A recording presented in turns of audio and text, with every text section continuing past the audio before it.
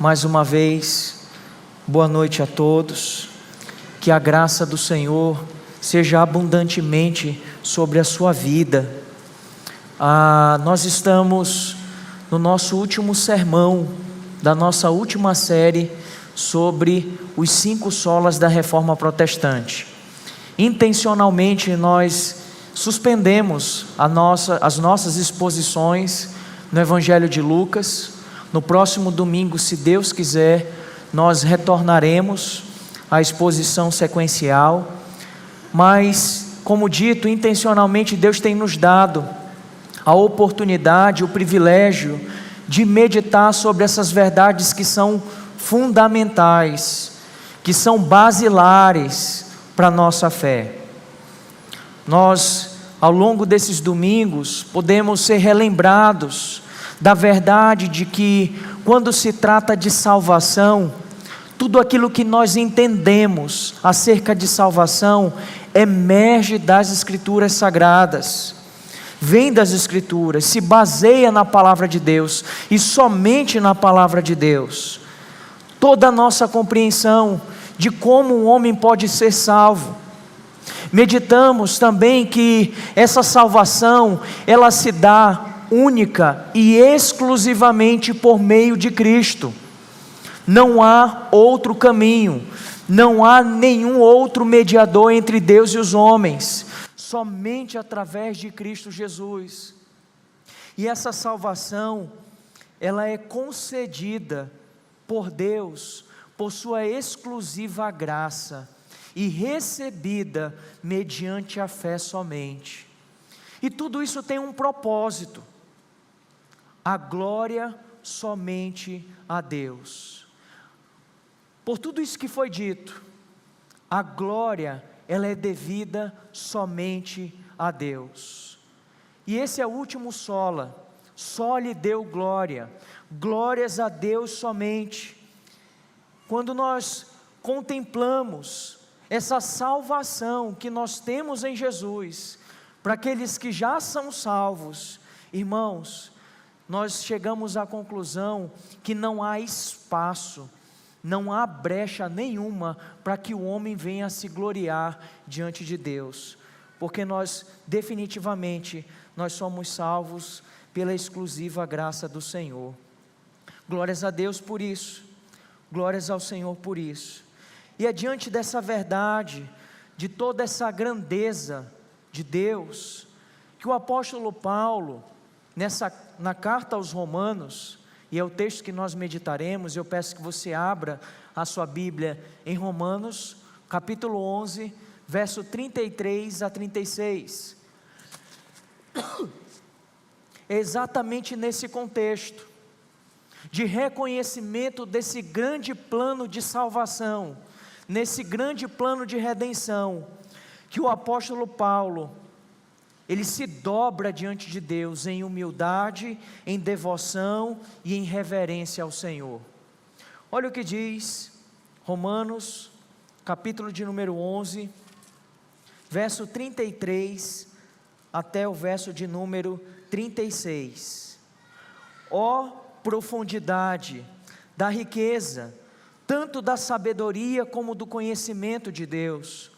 Quão inexplicáveis são os seus juízos, e quão insondáveis são os seus caminhos! Pois quem conheceu a mente do Senhor? Ou quem foi o seu conselheiro? Ou quem primeiro deu alguma coisa a Deus, para que isso lhe seja restituído? O verso 36 conclui: porque dele, e por meio dele, e para Ele são todas as coisas, a Ele seja a glória para sempre, amém. Eu acredito que você tenha notado por esse texto que isso se trata de uma adoração, de um louvor. A linguagem, ela já denuncia o caráter desse parágrafo. De fato, se trata de uma adoração, aquilo que nós chamamos de doxologia. São palavras de exaltação a Deus, palavras de louvor, de engrandecimento, palavras que se referem ao ser de Deus, em adoração ao seu nome, à sua natureza, à sua essência, aos seus feitos, às suas maravilhas. Essa daqui talvez seja uma das mais profundas, uma das mais belas doxologias que nós encontramos nas Escrituras, porque de fato ressalta os atributos do Senhor. Irmãos, essas palavras aqui, elas estão dentro de um contexto. Eu não sei se você conhece esse contexto. Quem é mais das antigas sabe que nós já expomos a carta aos Romanos. E essa carta aqui do apóstolo Paulo, ela é conhecida, nominada por muitas pessoas como sendo o quinto evangelho. O evangelho segundo o apóstolo Paulo. Tamanha profundidade do apóstolo Paulo ao descrever o evangelho de Jesus Cristo. Boa parte dessa carta é o apóstolo Paulo expondo esse grande plano da redenção, como Deus opera a salvação em meio à humanidade. O tempo não vai nos permitir, mas apenas em um olhar panorâmico, do capítulo 1 até o capítulo de número 3, irmãos, nós temos aqui uma descrição da trágica condição de toda a humanidade. O apóstolo Paulo diz que não apenas os gentios, mas também os judeus, todos em um mesmo saco, farinha do mesmo saco no linguajar popular, todos estão em uma mesma condição, separados da glória de Deus. Lembra o que diz Romanos 3:23? Pois todos pecaram e carecem da glória de Deus. Nós estamos apartados, separados, distantes, completamente distantes de Deus. Essa é a trágica condição, e isso se aplica a toda a humanidade. Todos, não há nenhum justo, não há nenhum sequer, não há quem entenda, não há quem busque a Deus, todos estão desviados. A condição do ser humano é essa, de modo natural. Essa é a trágica condição da humanidade. Mas logo em seguida, nessa mesma carta, avançando quanto às verdades do Evangelho, no capítulo 4 e no capítulo 5, o apóstolo Paulo vai falar qual a solução de Deus para essa condição. O que Deus promoveu para salvar o homem. E em meio a isso, irmãos, nos é apresentado o ato gracioso de Deus para a salvação. Como Deus opera justificação na vida daqueles que são injustos. Sem dúvida, não apenas eu, mas você também se inclui nessa condição. Diante da justiça de Deus, todos nós estamos com os lábios cerrados, a boca fechada, porque a lei de Deus constantemente denuncia o nosso pecado. Você é um pecador, você é um pecador. A culpa, a condenação está sobre as nossas vidas, mas a boa notícia é que em Jesus Cristo há salvação. É que há, por meio de Jesus, a possibilidade de sermos justificados por meio da fé. É que Deus está salvando pecadores, Deus está reconciliando consigo pessoas que antes eram seus inimigos. Um versículo que vai tratar sobre isso, e você pode conferir, é Romanos capítulo 5. Romanos capítulo 5, verso 1 diz: justificados, pois, mediante a fé, temos paz com Deus, por meio do nosso Senhor Jesus Cristo, pelo qual obtivemos também acesso, pela fé, a esta graça na qual estamos firmes, e nos gloriamos na esperança da glória de Deus. Antes nós estávamos separados, destituídos, e agora em Cristo Jesus nós estamos experimentando uma nova condição. Uma nova condição que o apóstolo Paulo vai desenvolver nessa carta. Porque Deus salva pecadores, mas o plano de Deus em salvar pecadores constitui-se também em nos conceder uma nova vida em Cristo Jesus. Romanos capítulo 6, 7 e 8 vai falar da nova vida no Espírito Santo. Se você foi salvo por Cristo, você foi liberto do seu pecado. Você já não é mais escravo do seu pecado. Agora você foi feito servo da justiça de Deus. Essa é a sua condição em Cristo Jesus. Há uma nova vida a ser vivida por nós em Cristo. Uma vida de verdadeira liberdade. Nós já não estamos mais vivos para o mundo, mas mortos para o mundo, e a nossa vida agora é de vida para com Deus. É o que Paulo vai desenvolver. É uma vida, irmãos, de crescente santificação. E antes, despidos da glória, agora o nosso alvo é a glória do Senhor. É uma santificação cada vez mais crescente, rumo à glorificação. Rumo à glorificação. Corpos glorificados, vidas inteiramente glorificadas, perfeitas, para experimentar uma eternidade na presença de Deus. Isso não é uma possibilidade na vida do cristão, isso é uma certeza. Se você é um crente, a gente pode fazer das palavras do apóstolo Paulo as nossas próprias palavras. Irmãos, as tribulações desse tempo presente, os sofrimentos desse momento, não se comparam com a glória que há de ser revelada em Cristo Jesus. Meus irmãos, nós podemos ter a certeza de que todas as coisas cooperam para o bem daqueles que amam a Deus. Por quê? Porque estes foram chamados segundo o seu propósito, a fim de que ele seja o primogênito dentre muitos irmãos. O final dessa obra visa a glorificação. Nós seremos glorificados de tal modo, irmãos, que experimentamos em Jesus essa nova vida e uma plena certeza de que nada vai nos separar do amor de Deus que está em Cristo Jesus. Fome, nudez, espada, perigo, nada pode nos separar do amor de Deus que está em Cristo Jesus. E em meio a todas essas verdades, no capítulo 9, 10 e 11, Paulo descreve a execução desse plano redentivo. Irmãos, há uma sabedoria muito grande da parte de Deus na execução desse plano da redenção. Você já parou para pensar sobre isso? Deus escolhe uma pequena nação.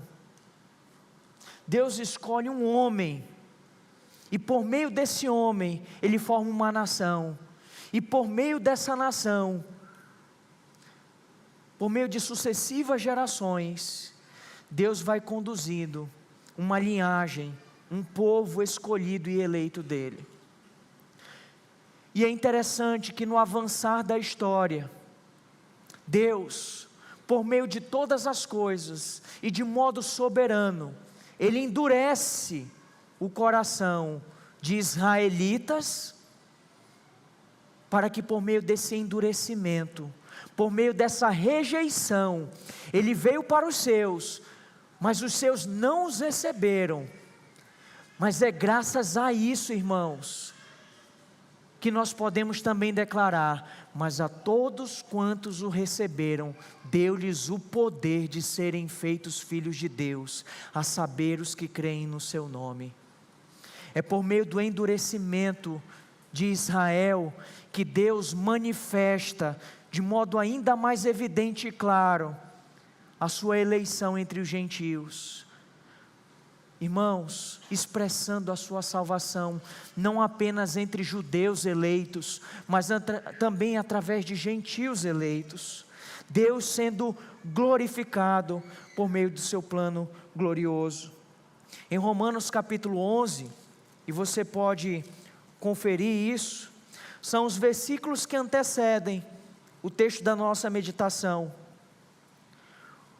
O verso de número 30, o verso 25, ele vai falar que isso é um mistério, esse endurecimento.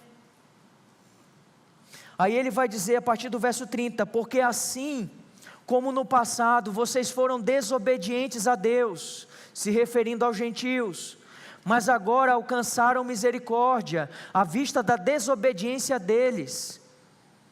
Assim também, estes foram desobedientes, para que também eles alcancem misericórdia, à vista da que foi concedida a vocês, porque Deus encerrou todos na desobediência, a fim de mostrar a sua misericórdia a todos.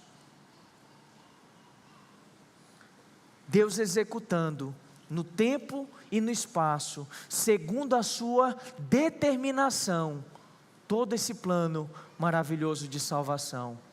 Irmãos, nada é obra do acaso. Deus usando todas as coisas para salvar aqueles a quem Ele deseja salvar. E Ele usa tudo. Ele usa todas as coisas. E em meio, irmãos, a todas essas verdades, é diante de toda essa beleza, porque no capítulo 9 de Romanos, Paulo diz assim, de que ele está profundamente triste, porque ele é israelita, e os seus compatriotas negaram o Senhor. Deles veio a lei, deles vieram os patriarcas, deles vieram o Redentor, o Salvador. Mas é por meio de tudo isso que Deus graciosamente manifesta a sua grandeza, a sua sabedoria, a sua perfeição. Glórias a Deus por tudo isso. E é exatamente isso que o apóstolo Paulo faz. Irmãos, é como que diante de um mistério, o apóstolo Paulo ele fica sem palavras, e ele começa a romper em uma adoração e um louvor ao Senhor. Irmãos, aplicando de modo muito particular, você já parou para pensar por que Deus salvou você? Você já teve esse pensamento, esse questionamento? Por que Deus me salvou? A não ser que você ainda atribua a salvação a si mesmo. Mas se você entende, conforme as Escrituras apresentam, por que Deus me salvou? Por que Ele foi gracioso comigo? Por que Ele quis expressar em mim, manifestar em mim, a sua graça, a sua bondade, a sua misericórdia, o seu favor imerecido sobre a minha vida? Você não vai ter respostas, e a única resposta que você poderá dar diante de Deus é: louvado, engrandecido seja o teu nome, Senhor, por todas as coisas, porque somente a Ti deve ser dada toda a glória, honra e louvor. Não há espaço, irmãos, não há espaço para mérito humano, não há espaço para mérito humano. Paulo, ele explode em adoração, porque a lógica humana é incapaz de conceber os desígnios de Deus. Nós somos incapazes de conceber na nossa mente essa sabedoria maravilhosa do Senhor, a maneira como Ele manifesta os seus planos. E é isso que esse louvor se apresenta. E ele começa no verso de número 33 dizendo: ó profundidade da riqueza, tanto da sabedoria como do conhecimento de Deus, quão inexplicáveis são os seus juízos e quão insondáveis são os seus caminhos. Você percebeu esse texto? Ouviu com atenção? A quem que ele está se referindo? A Deus. Aqui o apóstolo Paulo está reconhecendo quem é o Senhor. Quem é o Senhor? O apóstolo Paulo, de maneira inspirada, poética e bela, ele expressa a grandeza de Deus. Essa palavra aqui, irmãos, ó profundidade, é uma palavra de espanto. ele está espantado diante de tudo que ele está contemplando. Ele está espantado de como Deus age, de como Deus é sábio, de como Ele é perfeito. É um deslumbre, irmão, cheio de reverência, por conta da sabedoria e do conhecimento de Deus. É como ele diz: ó profundidade da riqueza. É uma riqueza inesgotável, uma plenitude. Deus, Ele é sábio. Ele é sábio. Diferente de mim, de você, muitas das vezes nos falta sabedoria. Porque às vezes nós temos os meios, mas a gente emprega mal os meios que nós temos em nossas mãos. Nos falta sabedoria. Mas Deus, Ele é perfeito. A sua sabedoria é rica, inesgotável. Deus, Ele é muito sábio, irmãos. Ele age por meio de todas as coisas. Ele usa coisas, Ele é a fonte primária de tudo, mas Ele usa até causas secundárias. Irmãos, Deus usa até uma pandemia para chacoalhar a igreja e o mundo. Deus usa até uma guerra. Deus, Ele usa cada detalhe para cumprir o seu propósito. Por quê? Porque Ele é sábio. Ele é muito sábio. A sua sabedoria se expressa por meio dos meios que Ele emprega para cumprir os seus propósitos. Mas o texto também fala de uma riqueza de conhecimento. E quando nós pensamos nessa riqueza de conhecimento, nós temos em vista aqui, irmãos, a onisciência de Deus. Deus tem uma visão perfeita e completa de tudo. Isso é maravilhoso. A gente não conhece as coisas perfeitamente. A gente tem uma noção das coisas. A gente investiga. E o acúmulo de informações que nós temos forma o conhecimento que nós temos a respeito de algo ou de alguém. Mas Deus, quando Ele te contempla, Ele te vê você completo. Ele sabe perfeitamente quem é você, porque Ele te conhece. Nem você se conhece. Você pensa que se conhece, você não se conhece não. Mas Deus te conhece. Deus sabe quem você é. E Deus sabe de tudo, porque Ele é onisciente. E Ele é rico em seu conhecimento. Temos aqui dois atributos, tanto a providência como a onisciência de Deus atuando. Mas o texto continua e diz: quão inexplicáveis são os seus juízos, e quão insondáveis são os seus caminhos. Quão inexplicáveis os seus juízos. As decisões que Deus toma, elas são inexplicáveis. A gente tenta explicar, mas só Ele verdadeiramente conhece e sabe.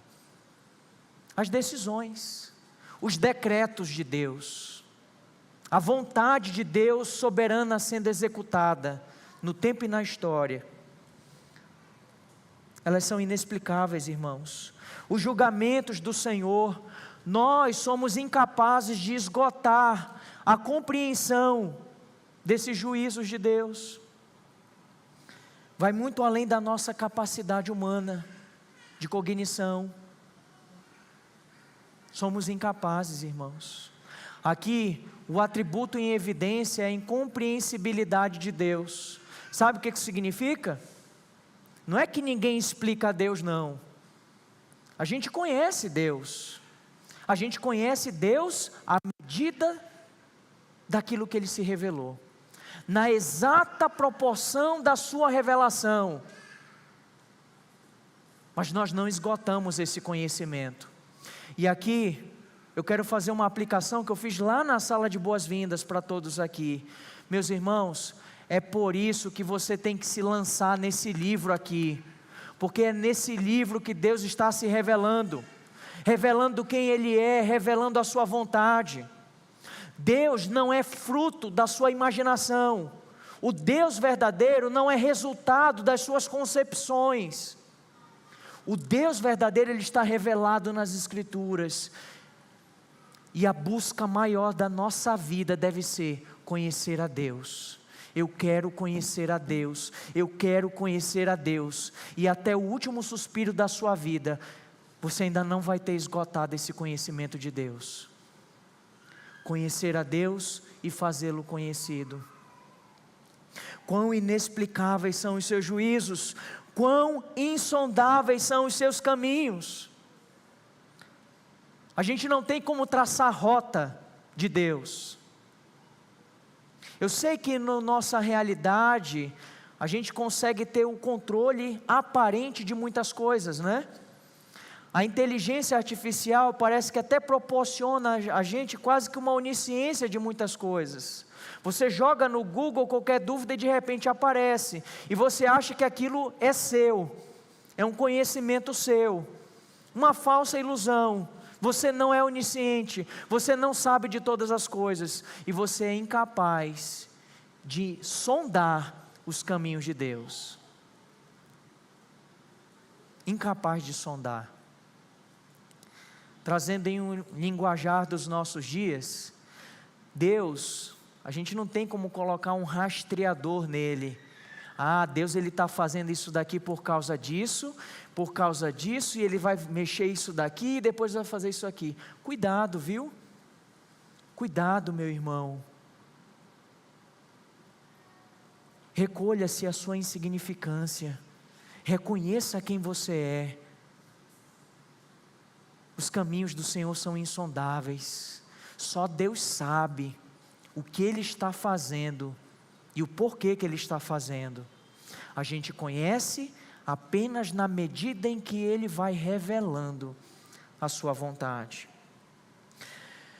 Paulo, aqui, ele está ecoando as palavras de Jó. Jó, em meio a todo o sofrimento, Jó, depois de perder tudo aquilo que ele possuía, inspirado pelo Espírito de Deus, ele declara: será que você pode desvendar os mistérios de Deus ou descobrir a perfeição do Todo-Poderoso? A sabedoria de Deus é mais elevada do que os céus. O que você poderá fazer? Ela é mais profunda do que o abismo. O que você poderá saber? A sua medida é mais longa do que a terra e mais larga do que o mar. Jó registra esses pensamentos de alguém inquieto, que está reconhecendo que o Senhor, por vezes, nos surpreende pela sua maneira de agir, por aquilo que Ele faz. Isaías, capítulo 55, verso 8 e 9, eu peço que você vá até esse texto. Isaías 55, verso 8 e verso 9.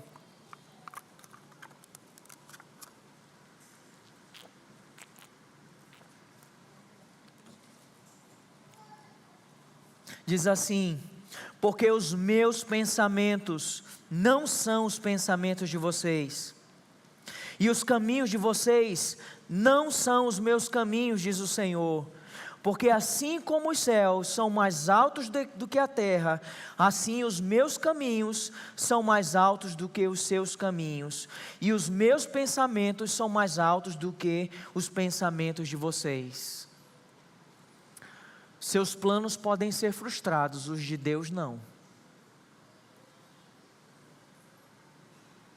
Seus planos podem ser frustrados, os de Deus não. As coisas podem acontecer de uma maneira imprevista para você, mas não para Deus. Para Deus não tem surpresa nenhuma. Irmãos, o que Deus sabe, como Ele faz, suas decisões, seu pensar, seu decidir, a maneira como Ele conduz as coisas, são coisas profundas e inacessíveis a nós. Estamos limitados, como diz Deuteronômio 29, 29, as coisas encobertas pertencem ao Senhor nosso Deus, porém as reveladas nos pertencem, a nós e aos nossos filhos para sempre, para que cumpramos todas as palavras desta lei. Há um problema muito sério na igreja evangélica dos nossos dias. Como nunca antes, aqueles que se dizem cristãos estão muito preocupados com o futuro. É gente querendo entender aquilo que está encoberto. É gente querendo saber o que vai acontecer, mas que ainda não aconteceu, e sofrendo antecipadamente por essas coisas. Se a gente for levar bem ao pé da letra, é uma coisa bem mística, bem pagã, e não cristã, porque o cristão ele vive o hoje, o agora para a glória de Deus, sabendo que Deus está conduzindo tudo. Ao invés de nós nos lançarmos, meus irmãos, em especulações sobre os mistérios de Deus, nós deveríamos nos render em louvor e adoração ao Senhor, fazer como o apóstolo Paulo nos exemplifica aqui, romper em adoração, em louvor ao nosso Deus, em meio aos mistérios, aquilo que nós não sabemos, e lançar-se confiadamente no Senhor. Uma coisa muito oportuna a ser dita também, meus irmãos, a gente denuncia muito devoção sem teologia, pessoas que são fervorosas, mas que não conhecem a Deus e a vontade de Deus, uma teologia falsa, uma teologia pobre, raquítica. Mas sabe qual é um outro problema? Que talvez todos nós estamos muito mais suscetíveis, e é tão sutil, é a gente ter uma teologia sem uma devoção. É diante dessas verdades maravilhosas da graça de Deus, a gente se esfriar, se fechar em si, e não prestar a adoração e o louvor que é devido a Deus.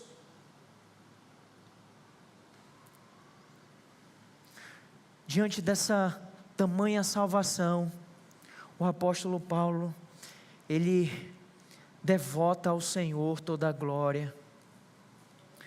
Irmãos, diante de tamanha sabedoria, grandeza do Senhor, do conhecimento, dos seus caminhos, dos seus juízos, das suas decisões, pare um pouco para pensar.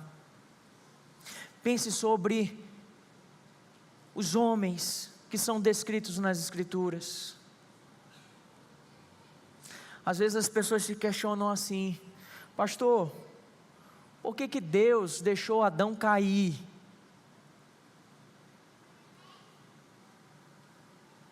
Aí a gente parece que começa a pensar em possibilidades, talvez melhores. Tudo que Deus está fazendo, pode ter certeza, é o melhor, é o mais perfeito. Tudo que Deus está fazendo e executando, é da maneira como deve ser mesmo, e nós devemos nos submeter a isso, confiadamente no Senhor. Já parou para pensar na maneira como Deus agiu na vida de Adão? Na vida de Abraão? Lembra de José? José foi inventar de contar o sonho que ele teve. Depois que ele contou o sonho, parecia que tudo estava dando errado, porque tudo aquilo que ele tinha visto no sonho não estava acontecendo daquele jeito, era absolutamente o inverso. Aos olhos humanos, deu tudo errado. E aos olhos humanos é como se fosse um regresso e um buraco cada vez mais fundo. Mas é exatamente, Deus o leva exatamente ao lugar onde ele deveria estar. Porque é lá naquela prisão que ele tem um contato com aquele copeiro. E aquele homem que uma vez se esqueceu, também pela providência de Deus, se recorda de José. E Deus cumpre tudo aquilo que ele já havia estabelecido desde o início. Por quê? Porque só Ele é Deus. Ele sabe o fim desde o começo. Por quê? Porque Ele decretou, Ele estabeleceu todas as coisas. Mas não somente sobre José, Moisés, Gago, tanta gente, Moisés, Davi, o menor, o esquecido, está lá com as ovelhas. Não, ainda tem um? Tem, está lá, chama, é Ele que eu quero. O apóstolo Pedro, o apóstolo Paulo, mas não somente, irmãos, com aqueles que nós julgamos serem heróis, Judas também, pelo plano determinado de Deus, Faraó, Nabucodonosor, Ciro, Pilatos, e em nossos dias também, Deus está em nossos dias conduzindo a história. Eu não sei para quem você é afetuoso de políticos, de fato eu não sei, mas talvez você seja, tenha certa concordância, carisma, apreço pelo atual presidente ou pelo presidente antigo, ou talvez por um terceiro, eu não sei, mas independente de qualquer coisa, em meio a tudo que a gente está vivendo, e nós não estamos vivendo tempos bons, Deus está no controle, Deus está agindo por meio de todas as coisas, e todas essas autoridades foram constituídas por esse Deus, embora a gente não entenda o propósito e a razão. E sabe de uma coisa? A gente nem precisa ir distante, nem precisa ir além. Olha para a história da sua vida, olha para a história da sua vida.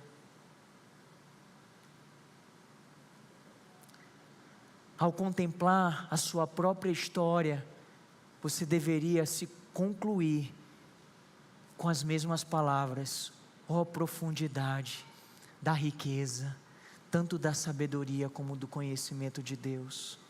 Quão insondáveis são os seus caminhos e quão inescrutáveis são os seus juízos. A gente deveria chegar à mesma conclusão. Como Deus conduz todas as coisas. Como Deus conduz todas as coisas. O verso 34 continua e diz assim: pois quem conheceu a mente do Senhor, ou quem foi o seu conselheiro, ou quem primeiro deu alguma coisa a Deus para que isso lhe seja restituído? São 3 perguntas aqui, irmãos, 3 perguntas retóricas que o apóstolo Paulo faz. Ao se deparar com a verdade do ser de Deus, o apóstolo Paulo agora compara o Senhor com o ser humano, e isso nos leva a uma humilhação. Primeiro ponto, um reconhecimento de quem é Deus. O segundo ponto, uma humilhação de quem nós somos diante desse Deus. Nós somos humilhados, irmãos. As respostas dessas perguntas são óbvias. Responda para você mesmo. Vou fazer de novo. Quem conheceu a mente do Senhor? Você? É você que conhece a mente de Deus? Segunda pergunta: quem foi o conselheiro de Deus? Quem é que está aqui querendo aconselhar Deus? É você que está querendo agora aconselhar Deus? Senhor, faz assim. Senhor, assim não. É você? Quem primeiro deu alguma coisa a Deus para que isso lhe seja restituído? Sabe qual é a resposta? Ninguém. Ninguém. Ninguém. Ninguém. Quem pode dizer o que Deus está pensando? Nossa mente é finita. O Senhor é infinito, Ele é eterno. Impossível.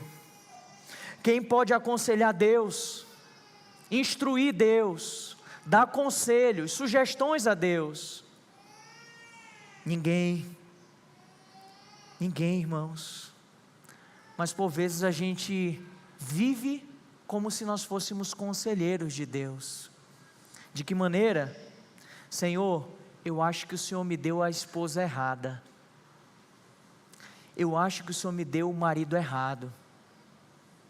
Você que é filho, às vezes você fica assim: poxa, eu acho que eu queria ter outro pai ou outra mãe. Eu queria ter um pai e uma mãe melhor. Conselheiros de Deus. São maneiras, irmãos, maneiras pelas quais a gente às vezes se coloca nessa figura. Agora, como que a gente pode acrescentar algo em uma riqueza inesgotável, se Deus sabe de tudo e conhece tudo? Nós não somos conselheiros do Senhor. Isaías 40, verso 13 diz: quem guiou o Espírito do Senhor, ou como seu conselheiro o ensinou? 1 Coríntios 2,16: pois quem conheceu a mente do Senhor para que o possa instruir? Ninguém, absolutamente ninguém. E a última pergunta retórica diz, verso 35: ou quem primeiro deu alguma coisa a Deus, para que isso lhe seja restituído? É como se ele estivesse reproduzindo os atributos de Deus ao homem, e dizendo assim: meu irmão, você não é onisciente, meu irmão, você não é onipotente, nós não somos. Quem deu alguma coisa a Deus, para que isso lhe seja restituído? Em outras palavras, quem que adiantou alguma coisa para Deus? Senhor, o Senhor está com dívida, o Senhor está com dívida comigo. Tem muitos lugares que são assim, né? Algumas igrejas encaram Deus dessa maneira, como se Deus devesse alguma coisa para alguém. Às vezes você fica assim, burrado com Deus, chateado porque Ele está fazendo o que Ele está fazendo na sua vida, talvez porque você acha que Ele lhe deva alguma coisa. Um entendimento equivocado, uma visão errada de quem é você e de quem é Deus. Pare de murmurar, pare de reclamar. Deus não lhe deve nada. Deus não deve nada a você, e tudo que você tem é só a graça dEle, é só a graça dEle. Aplicado à salvação, irmãos, aplicado à salvação, Deus Ele salva quem Ele quer, como Ele quer, no tempo que Ele quer, porque nós não fazemos algo para que Deus venha nos salvar, porque quem deu alguma coisa a Deus para que Ele deva algo a alguém? Isso aqui no contexto está aplicado à salvação, está aplicado à salvação. Olha só o que diz Jó, capítulo 41, verso 11, eu peço que você abra em Jó, capítulo 41, verso de número 11, é exatamente a reprodução dessas palavras. Quem primeiro deu algo a mim, para que eu tenha de retribuir-lhe? Pois o que está debaixo de todos os céus é meu. É meu. Tudo é dele. Tudo é do Senhor. E sabe uma passagem que eu fico encantado? São as palavras de Davi. 1 Crônicas, capítulo 29.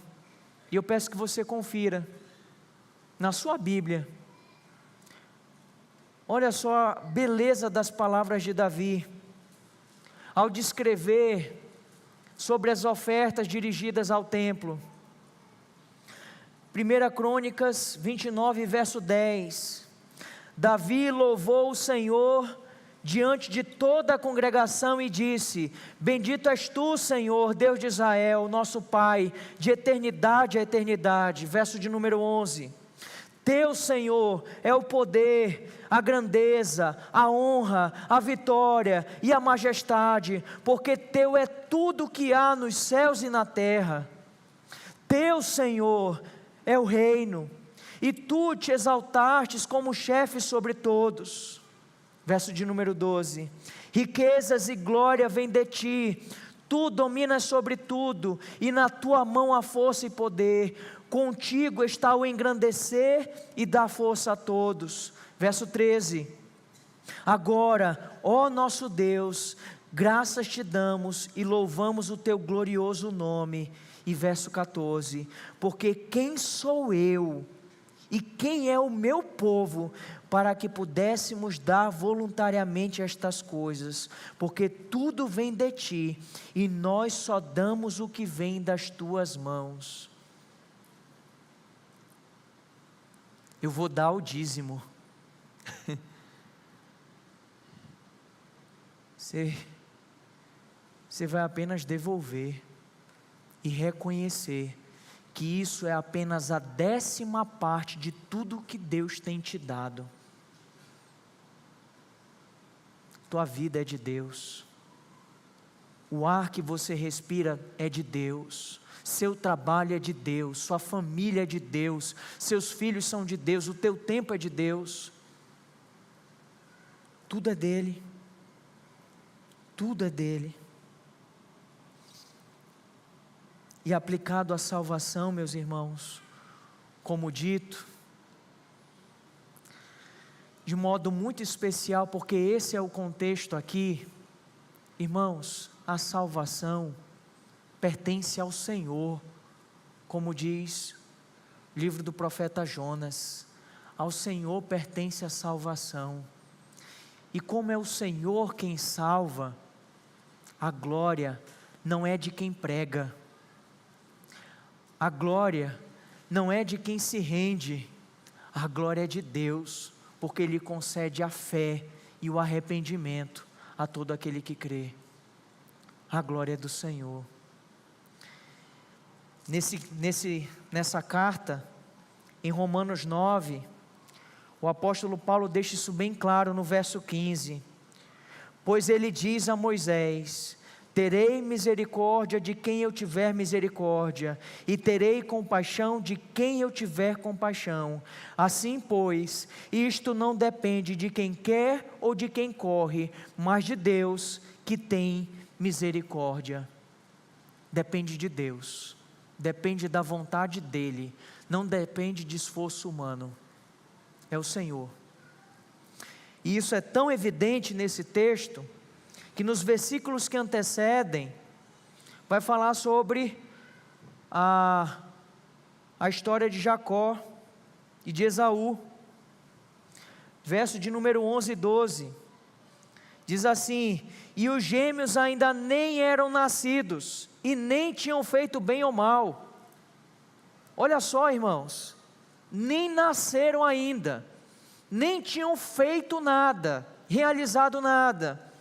Mas o texto continua e diz: para que o propósito de Deus quanto à eleição prevalecesse, não por obras, mas por aquele que chama, quando foi dito a Rebeca: o mais velho será servo do mais moço, como está escrito: amei Jacó, porém desprezei Esaú. E aí o que os homens dizem diante disso? Deus é injusto. Mas quem é você, ó barro, para questionar o oleiro? Porque ele faz o que ele quiser.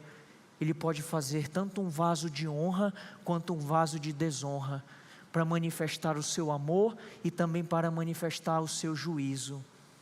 É assim que Deus faz. E é por isso que a glória deve ser dada ao Senhor. Não sei se você está enxergando uma verdade que talvez esteja oculta aos teus olhos, mas está estampada aqui. Sabe qual é a verdade? Deus não depende de nada e nem de ninguém. Deus não precisa de você em nada. E quando Ele te usa por graça. O privilegiado não é Deus por te usar, é você que é o privilegiado por ser usado por Deus. Você deveria se sentir privilegiado ao servir ao Senhor, ao praticar obras, boas obras, porque o Senhor já preparou essas boas obras de antemão para você, para que você andasse nelas, exatamente para que ninguém se glorie. Tem servido a Deus nos ministérios? Glórias a Deus e não a você. Glórias a Deus, e que Deus continue te usando cada vez mais para a glória dEle, e não para a sua glória, e não para a sua glória. Deus não depende de nós, pelo contrário, é nós que dependemos completamente dEle, é nele que nós nos movemos e existimos. Irmãos, dependemos de tudo de Deus, absolutamente de tudo. Nós devemos tudo a Deus, Deus não deve nada a nós, e em tudo nós necessitamos dEle, principalmente quanto à salvação. Sabe qual é esse atributo de Deus? Esse aqui é um pouco desconhecido: aceidade. Já tinham ouvido falar? O atributo da aceidade. Deus é autoexistente e autossuficiente, Ele não depende de nenhuma criatura, de nada, só Ele é assim. E por fim, meus irmãos, o verso de número 36, que encerra esse louvor dizendo, concluindo, porque dEle e por meio dEle e para Ele são todas as coisas, a Ele seja a glória para sempre, amém. São 3 proposições, porque dEle são todas as coisas. O que isso significa? Deus é o autor de tudo, a origem. Obviamente, não entenda como o autor do mal, né? Ele é o autor de todas as coisas, a origem, a fonte, tudo pertence a Ele. Deus é a causa primeira, por meio dEle são todas as coisas. Deus é a causa, o motivo, o meio. Tudo que acontece não acontece fora de Deus. Ele sustenta e governa todas as coisas pela sua providência, porque dEle, por meio dEle, e o texto conclui dizendo, para Ele são todas as coisas. Deus é o propósito último de tudo, Ele é a finalidade, tudo converge para Ele, porque dEle, para Ele, por meio dEle e para Ele são todas as coisas. Essas 3 razões, em saber que Deus é o início, o meio e o fim, e que a nossa vida e tudo mais é por causa disso, que a nossa vida e tudo mais deve ser para a glória do Senhor. Você entende isso?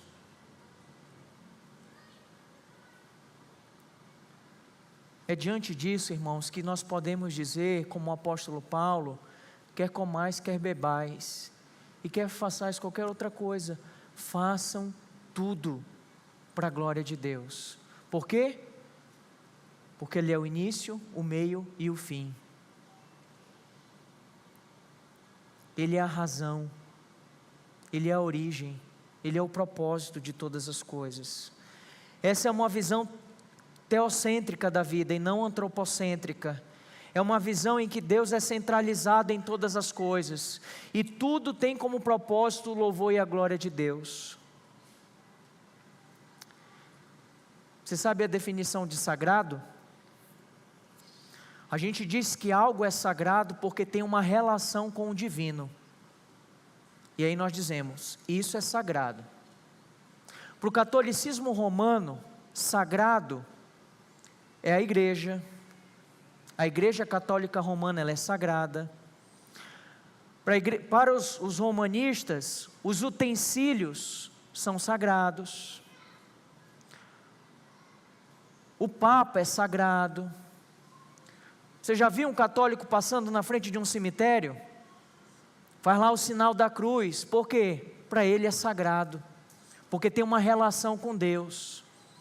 há uma relação com Deus. Mas sabe qual é a diferença dos reformados para os católicos romanos? Dos protestantes? É que no mundo de Deus, tudo é de Deus e pertence a Deus, e tudo se torna sagrado. É por isso que o nosso culto não acaba aqui, irmãos. O nosso culto vai continuar, na maneira como você vai viver. O culto público acaba aqui, daqui a pouco, mas permanece o seu culto particular diante de Deus. Entenda isso. No protestantismo, isso não envolve apenas as coisas religiosas, mas todas as coisas da vida comum. Os nossos relacionamentos são sagrados, as minhas amizades, os meus amigos sagrados, o meu descanso é sagrado, o meu trabalho, os meus estudos, o meu lazer, porque até o meu lazer eu o faço para a glória de Deus. Tudo como um culto ao Senhor. Eu nem sei se existe essa expressão, mas é uma vida doxológica.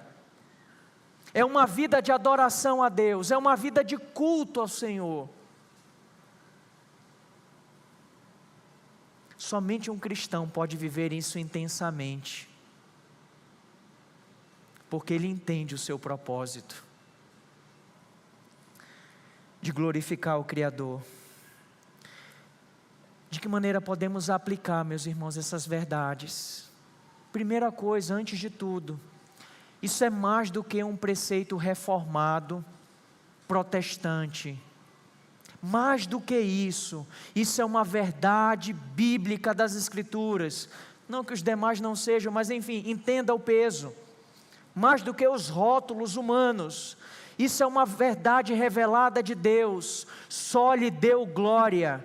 A glória deve ser devida a Deus, em tudo na sua vida. Glorifique ao Senhor.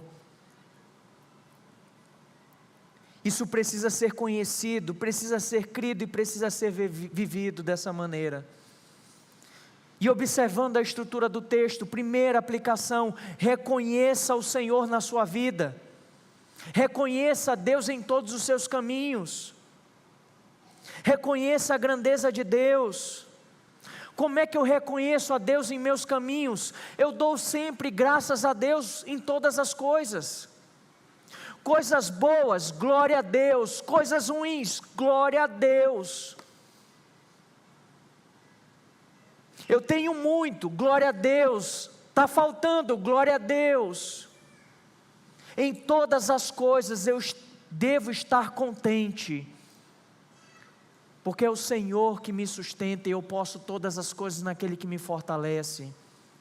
Glórias a Deus, em toda e qualquer circunstância. Reconheça o Senhor, meu irmão, dependa de Deus. Não fala da boca para fora não, se Deus quiser. Fala de maneira convicta. Eu não sei nem se eu vou estar vivo amanhã, mas se Deus quiser, eu vou fazer isso e aquilo. Você não sabe nem se você vai estar vivo amanhã, você está preocupado com o seu trabalho. Viva o agora, esse momento presente. E se Deus quiser, você vai fazer isso ou aquilo, porque é Ele que está conduzindo todas as coisas. Segunda aplicação, meu irmão, diante dessa verdade, se humilhe diante de Deus. Reconheça os seus limites. Reconheça a sua limitação cognitiva, a sua capacidade de realizar coisas. Abandona essa idolatria do eu dos nossos dias. Deixa de lado essa ansiedade, essa angústia. Lute contra isso com fé no Senhor. Isso é um desafio dos nossos dias. É um grande desafio. Mas é a fé no Senhor que vai lhe ajudar. É você, em meio ao caos, saber que o Senhor é contigo. É olhar para o Senhor e enxergar Deus em meio a todas essas circunstâncias. E se humilhando diante de Deus, se curvando diante do Senhor. Senhor, eu não sei de tudo, mas o Senhor sabe. Senhor, eu não posso tudo, mas o Senhor pode. Senhor, eu não estou em todos os lugares, eu quero resolver isso e aquilo. Eu não estou, Senhor, mas o Senhor está em todos os lugares. Que a nossa mente se curve ao Senhor e que o nosso coração se aqueça em adoração. E a última aplicação: glorifique a Deus. Glorifique o Senhor. A Ele pertence toda a glória, e não somente agora, mas eternamente. Eternamente. Que o valor, a santidade, o nome de Deus seja engrandecido por meio da sua vida. Eu não sei quantos conhecem o compositor Johann Sebastian Bach. Se você já assistiu alguma de suas peças. Johann Sebastian Bach, quando ele iria compor as suas músicas, ele começava com uma simbologia, JJ, uma abreviação, que significa Jesus ajuda. Ou seja, ele iniciava escrevendo aquela música, pedindo: Senhor, me ajuda, eu preciso de Ti. E ele encerrava, meus irmãos, com a abreviação SDG, que nada mais é do que só lhe deu glória. Ele concluía e dizia assim: glórias a Deus. O Senhor me ajudou, e eu fiz o que fiz, graças a Deus. E é para Ti, Senhor. Tu és a origem, o meio e o fim de todas as coisas. Glórias a Deus. Viva dessa maneira, meus irmãos. Que a sua vida seja essa composição. Seja essa composição. Que tudo que você faz possa expressar isso. Uma dependência de Deus e um louvor ao Senhor. Vamos orar?